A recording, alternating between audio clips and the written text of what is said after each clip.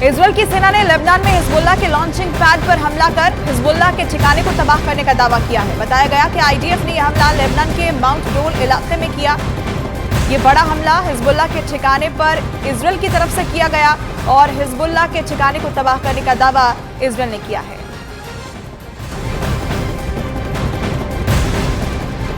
Israel और Hezbollah के बीच जंग तेज है। हिजबुल्लाह पर इजरायल ने हमला किया है। खबर है कि इजरायल के हमले में हिजबुल्लाह और अमल मूवमेंट के 2 लड़ाके मारे गए हैं। हिजबुल्लाह ने दावा किया कि हिजबुल्लाह का अब्बास नजी और अमल मूवमेंट का अल हज दाऊद, ये 2 लड़ाके मारे गए हैं। हिजबुल्लाह के अलावा अमल मूवमेंट नाम का विद्रोही संगठन भी इजरायल के खिलाफ जंग लड़ रहा है और अब तक हिजबुल्लाह के 63 लड़ाके मारे जा चुके हैं। हिजबुल्लाह इजरायल के लिए हमास से बड़ी चुनौती बनता जा रहा है। हिजबुल्लाह चीफ हसन नसरल्लाह ने यह चेतावनी दी है कि अगर इजरायल गाजा पर हमला करता रहा तो इजरायल पर लेबनान से हमले जारी रहेंगे। वहीं हिजबुल्लाह ने अमेरिका को भी आंखें दिखानी शुरू कर दी है। हसन नसरल्लाह ने आरोप लगाया कि हमास जंग की पूरी तरह से अमेरिका से ही प्लानिंग हो रही है।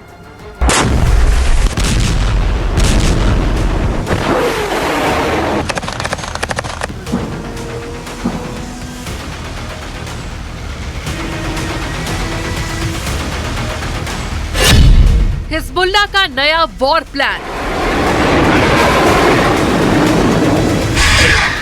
लेबनान की सीमा पर फाइटर जेट गरजने लगे। लेबनान की सीमा के पास रॉकेट से हमला दिखा। दावा किया गया कि लेबनान के रॉकेट के हमलों के जवाब में इजरायल ने हिजबुल्लाह के कई ठिकानों को तबाह कर दिया। मतलब हिजबुल्लाह और इजरायल की सेना के बीच ये जंग एक लेवल और ऊपर पहुंच गई है।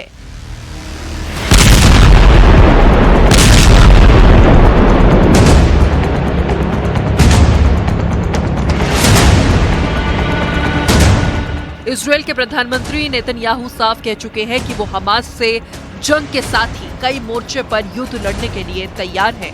हमास के हर सहयोगियों को मिटाने की चेतावनी दे चुके हैं। नेतन्याहू तो ये तक कह चुके हैं कि हमास के खात्मे तक वो युद्ध जारी रखेंगे। कोई युद्ध विराम नहीं होगा और न ही हमास पर हमले रुकेंगे। בעניין החטופים, ההנחיה שלי ושל הקבינט היא ברורה. לא תהיה הפסקת אש בלי החזרת חטופינו. यही वजह है कि इजरायल की सेना 2 मोर्चों पर युद्ध कर रही है। एक तरफ गाजा में तबाही मचा रही है तो दूसरी तरफ लेबनान बॉर्डर पर हिजबुल्लाह के ठिकानों को तबाह कर रही है। लेकिन युद्ध की सिर्फ एक तस्वीर है, क्योंकि हिजबुल्लाह प्रमुख हसन नसरल्लाह इजरायल को वो खतरनाक चेतावनी दे चुके हैं। हिजबुल्लाह चीफ ने क्या कहा है ये भी आपको बताएंगे, लेकिन जिस तेवर के साथ हसन नसरल्लाह ने इजरायल के साथ अमेरिका को आंखें दिखाई हैं, वो इजरायल के लिए हमास से भी बड़ी चुनौती बन गया है। इजरायल का नया संकट बना हिजबुल्लाह। अभी तक हिजबुल्लाह इजरायल के सैन्य ठिकानों को टारगेट कर रहा है और वो इन हमलों के लिए रूस में बने रॉकेट का इस्तेमाल कर रहा है। हालांकि इजरायल भी हिजबुल्लाह के हमलों का जवाब दे रहा है। दावा है कि इजरायल के हमलों में हिजबुल्लाह के 60 से ज्यादा लड़ाके मारे जा चुके हैं। इजरायल के सैन्य ठिकानों पर हिजबुल्लाह के लड़ाके इस कदर हमला कर रहे हैं कि जवाबी कार्रवाई में इजरायल को अपने फाइटर जेट्स का इस्तेमाल करना पड़ रहा है।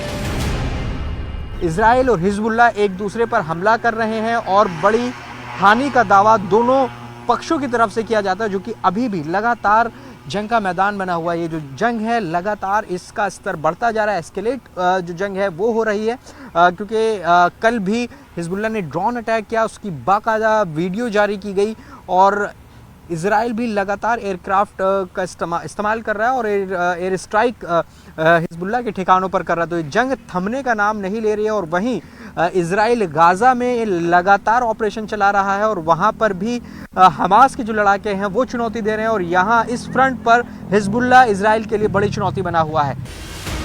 लेकिन हिजबुल्लाह चीफ हसन नसरल्लाह अपने दूसरे संबोधन में इजराइल को साफ चेतावनी दे चुके हैं। अगर इजराइल गाजा को निशाना बनाता है तो वो दक्षिणी लेबनान से हमले जारी रखेंगे।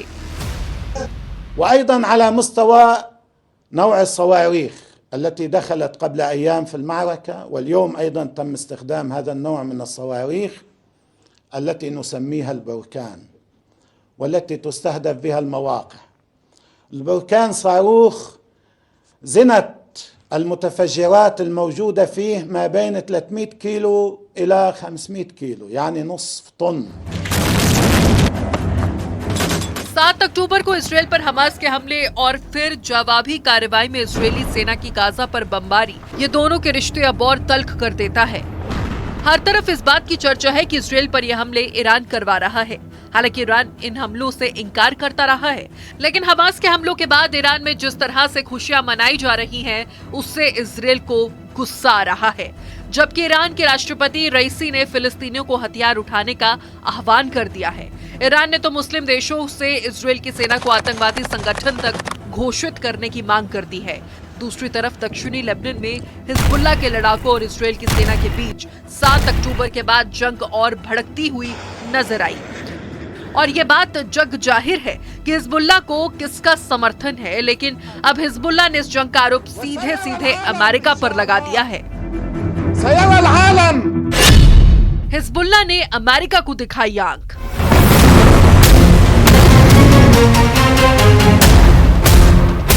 हिजबुल्लाह के एक और नेता ने कहा कि मध्य पूर्व में बहुत ही गंभीर और खतरनाक परिस्थितियां बन सकती है और उनके असर को कोई नहीं रोक पाएगा। लेकिन अब इस जंग के लिए हिजबुल्लाह अमेरिका को जिम्मेदार बता रहा है। हिजबुल्लाह प्रमुख ने दावा किया कि इजरायल जंग को अमेरिका से चलाया जा रहा है। अमेरिका से पूरी युद्ध की प्लानिंग हो रही है। الذي يستطيع أن يمنع أن يوقف هذا العدوان هو من يدير هذا العدوان، وهو أمريكا هي التي تستطيع أن توقف هذا العدوان. कुछ दिनों पहले ही नसरल्लाह ने अमेरिका को चेताया था कि इजराइल और हमास के बीच छिड़ी जंग के बाद इस क्षेत्र में आए अमेरिकी युद्धपोतों के लिए हिजबुल्लाह के भंडार में कुछ है।